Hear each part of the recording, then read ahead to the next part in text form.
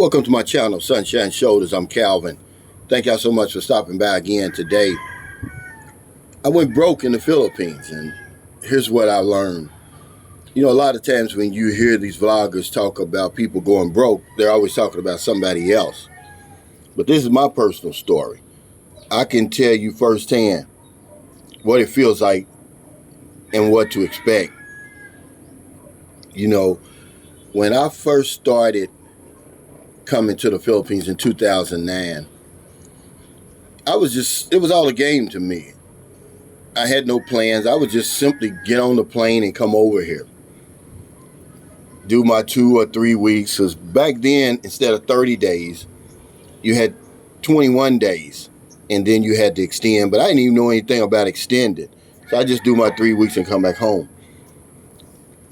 Oblivious to any type of emergencies or anything like that. It just didn't occur to me. But fast forward 2012, my girlfriend, soon-to-be wife, was pregnant with our son. She went in labor at 7 months. And, of course, had the baby. And I had just hit a lick in my insurance business. I had about $7,000 left. You know, and that was going to last me a while because I figured the hospital bill wasn't going to be any more than 16 or 17,000 pesos. I was going to stay for 2 or 3 months and go back home. But it was an emergency. My son ended up staying in the hospital for 18 days, 16 days in incubator. She stayed in the hospital for 7. Well, the bill was over 7,000. So to make a long story short, I was broke. And that's the first lesson I'm going to tell you. Plan for emergencies, man. I always have something put back just in case. Because Murphy's Law will show up. And the emergency doesn't even have to involve you. It could be somebody else. In this case, it was my son and my girlfriend. Because let me tell you something. That woman that you're with right now, if she gets sick or goes into the hospital or something like that, you're going to be responsible for the bill. Or one of her children or whatever it is. So always have some type of plan, some type of money put back, an emergency fund, whatever you want to call it. That's the first lesson I learned. The second lesson was that I had some people over here I could depend on, which was shocking to me. Anybody's ever heard my story before, I talked about a Filipino man who loaned me the extra money to get them out of the hospital. I didn't even have enough. It was over 7,000. That's another story for another day, but he gave me the money. I paid him back. And then, I guess because her mother knew that I didn't smoke the money up, drink it up, skirt chasing or anything like that, she allowed me to stay with them in the squatters area. So I had a place to stay.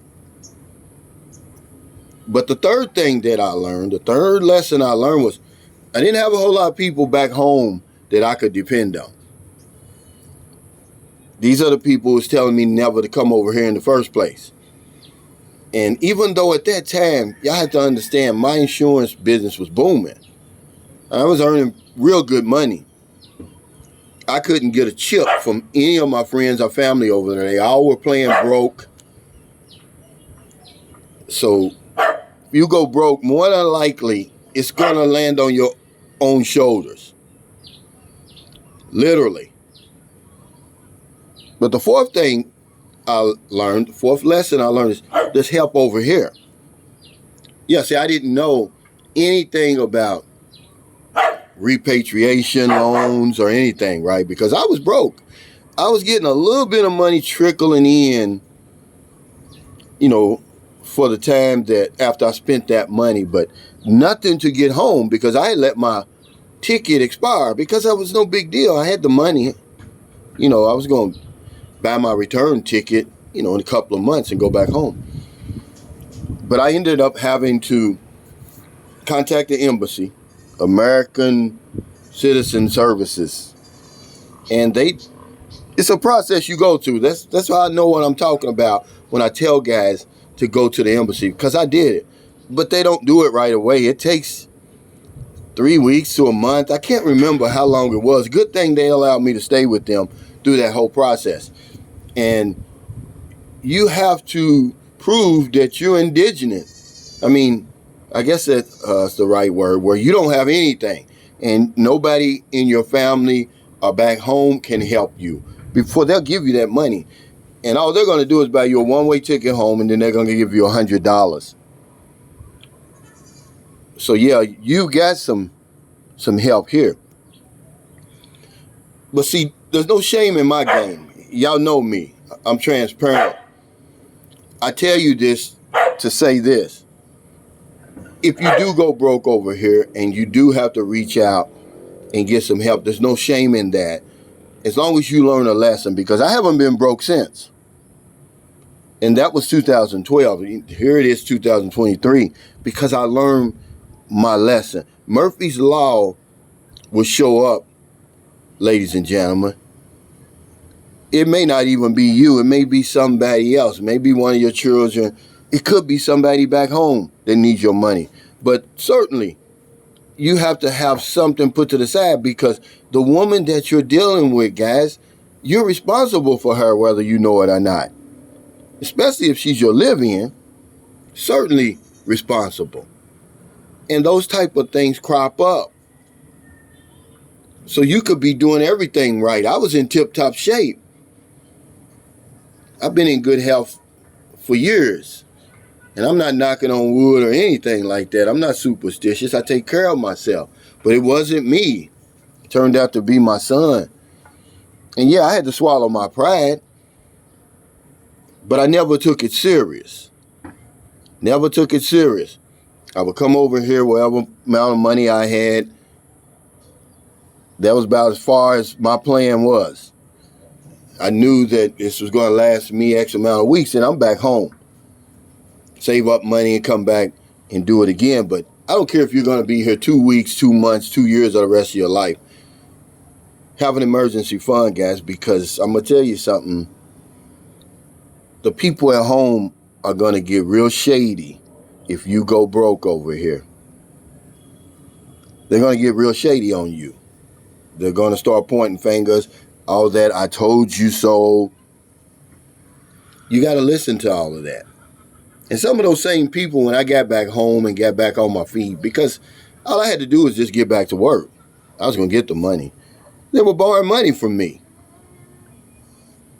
But yeah, I went broke over here, and I wanted to share my story for anybody else out there who may encounter that type of situation. There's help over here. I tell y'all all the time, I've never had a problem with any Filipinos family. See, that's really a myth. If you're dealing with a woman and you got to take care of her family and they're asking you for money and favors and everything like that, that's the biggest red flag you could ever have, because the fruit doesn't fall too far from the tree. You need to run from that, because that gets real expensive. But I've never had that problem. As a matter of fact, they helped me in my time of need. The people who I never even imagined, who really had no business helping me, who had the least, helped me the most. I was able to live there, and whatever they ate for dinner, I ate for dinner. That's why I'm able to eat a lot of the foods over here, because I didn't have no choice. It reminded me when I was little. If you came home from school and your mother had that liver and onions on the damn stove, you had to eat liver and onions. Ain't too many 10-year-olds eating liver and onions, but hell, you either eat or you starve. But as long as you learn a lesson, guys, you're going to be okay.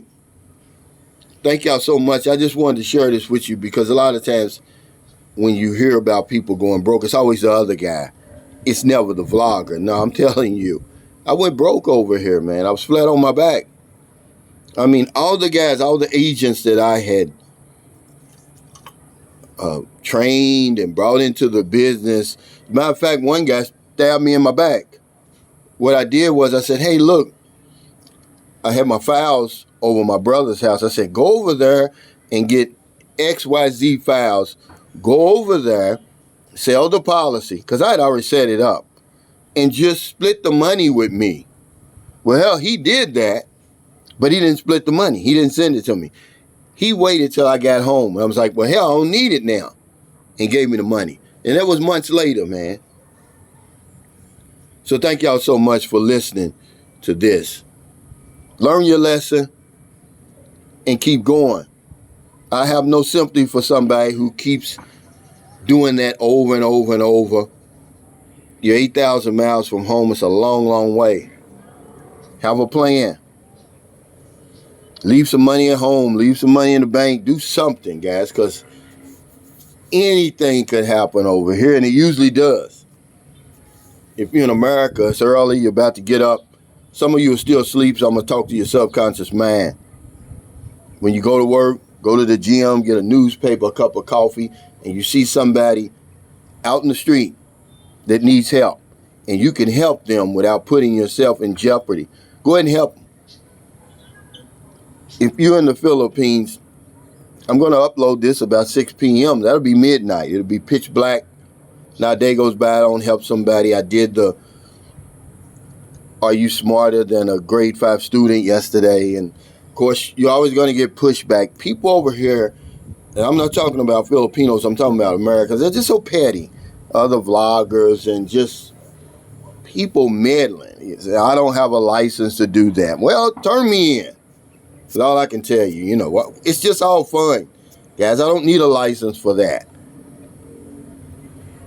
Because if I don't know anything else, I know this one thing for sure. When we help other people, we help ourselves. Take care. Stay safe. Stay out of trouble. I'll see y'all next time. We'll be leaving Thursday. We're flying out of Bacolod to English City. We'll arrive Friday morning. We had to change plans. We were going to fly out today. But Booby's sick again. Then our other 9-year-old daughter's sick. I mean, something's going around.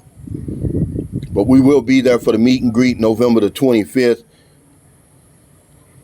I'm going to miss Thanksgiving, but hopefully they'll have some leftovers in one of them restaurants over there, because I sure miss them. But come on by T-Backs Sports Bar, 12 noon on Saturday until. Take care, everybody.